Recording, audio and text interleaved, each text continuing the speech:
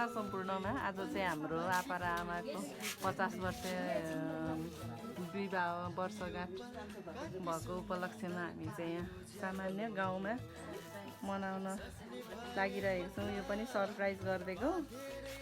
गाउँघरमा यस्तै हुन्छ हाम्रो त सामान्य तरिकाले गर्दैछौँ।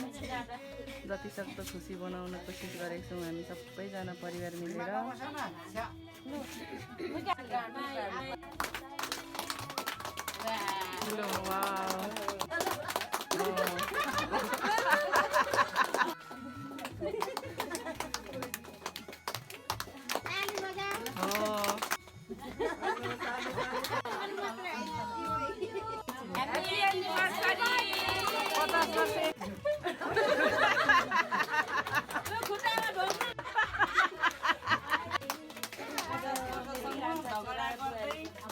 बाँच्दै मिल्दै के अरे यतिसम्म आउनु भयो। अब अझै 100 वर्षसम्मको मनाउनु पर्छ।